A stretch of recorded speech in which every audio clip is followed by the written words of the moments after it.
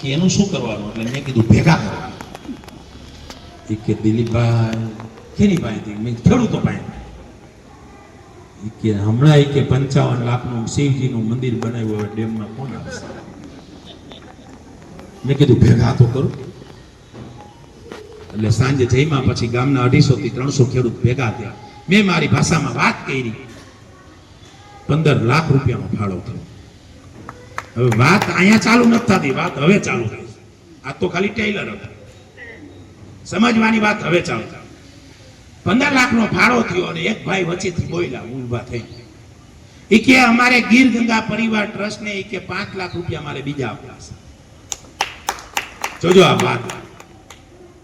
તો એક ભાઈ બીજા બુદ્ધિશાળી એસે ખેડૂતી ઊભા થઈને બોલ્યા, એ કે આપના ડેમમાં 12-13 લાખ જોતા હતા, 15 લાખનો ફાળો થયો, 5 તું બીજા આપે તો હાલો ને કે 7-8 લાખનું ગામમાં બીજું ડેમ બનાવ્યું.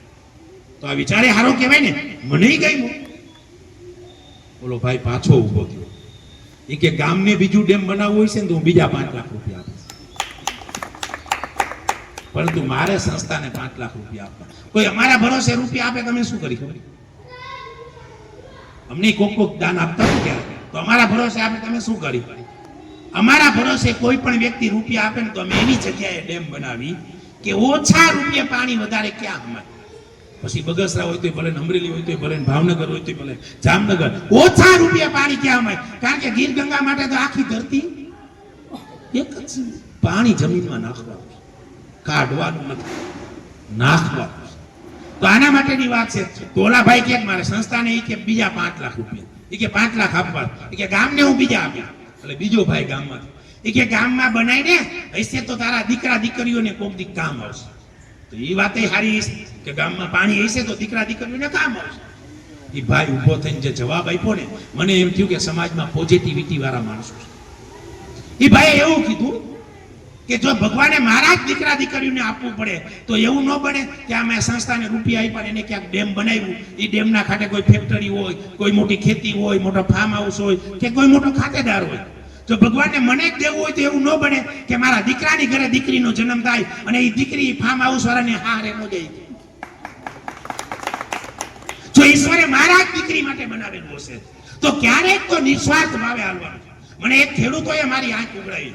એટલે ખેડૂત મને કીધું નો વાહે લાગ્યું, દિલીપભાઈ હાલો ને કે ડેમ તૂટી ગયું. આ 4 મહિના પહેલાની વાત છે. એટલે હું ત્યાં ગયો. આમ ગયો ને તો 10-15 ખેડૂત ત્યાં ભેગા થઈ ગયા. હકીકત એક હોકડા હતો અને આરસીસી નું ડેમ અડધું તૂટી ગયું અને પાણી 2-5-10 મોટરનું જાતું હતું. કે આનું શું કરવાનું? એટલે મેં કીધું હવે ઉનાળામાં રિપેર કરશું. એમ તો ન કહેવાય કે મારી પાસે રૂપિયા નથી. મેં કીધું આ બાલાભાઈ મને ન બોલાવો. મેં કીધું આપને બધા ભેગા થઈને થોડો ઘણો ફાળો તમે કરો, થોડો ઘણો ફાળો આપને કરી, આપને આપણું ડેમ બનાવે.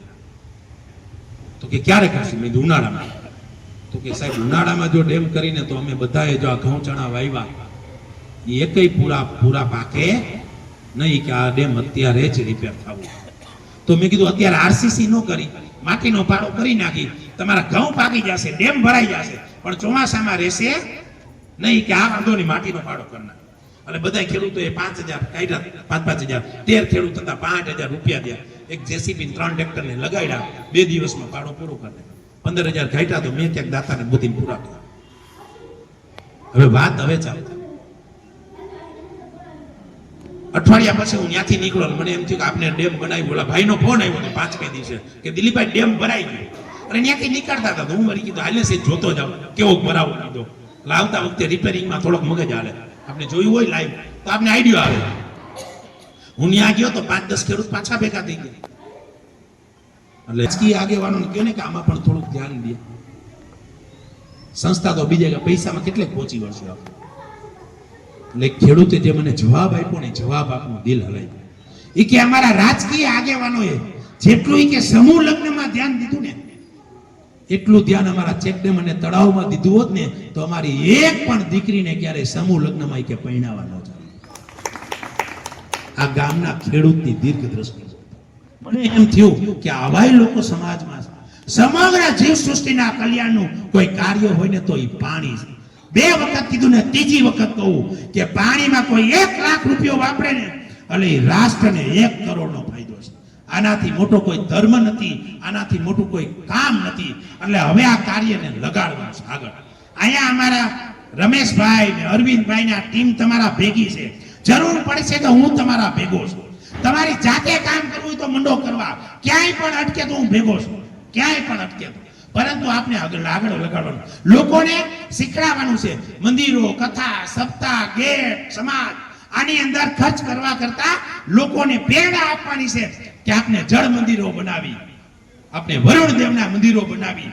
આવું જ્યારે વાતાવરણ પેદા થશે ને તો એક સમયે ઓટોમેટિક આ કાર્યને ગતિ મળશે અને આ કાર્યના સાક્ષી આપણે બનવાનું છે.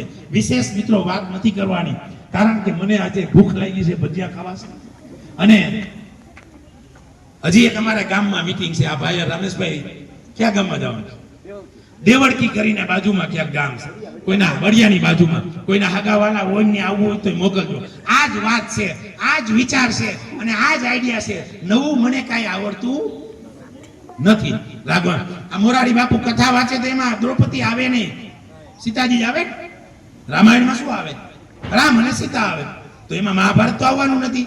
તો મારી પાસે આ જ આઈડિયા અને આ જ વિચાર છે. એ તો આ અમારા આગેવાનો મને સહજ કર્યા કરે છે. ધન્યવાદ છે. બીજા અમારા કિસાન સંઘના જિલ્લાના પ્રમુખ આવ્યા છે, નામ અમારું ભૂલાઈ જાય ભાઈ, હિરાણીભાઈ, અશોકભાઈ હિરાણી. એ પણ અમારા કિસાન સંઘની ટીમે જોડાયેલા છે. એ પણ વડિયાની અમારી એક જવાબદારી એને પણ આપી છે. ગયા હોય કે 100 રૂપિયાની થાળી હોય કે 200 રૂપિયાની હોય, રાજકોટ જેવા સિટીમાં ગયા 2000 ની થાળી હોય. એ કેટલા દિવસ યાદ રહે આપણે? હાલો, આવા ખર્ચ કરવા કરતા એની અંદર કરકસર કરી અને થોડુંક નાનું મોટું ક્યાંક ડેમ રિપેરિંગ કરી, ક્યાંય ડેમ, એક ડમ્પર પાણી, એક ડમ્પર માટી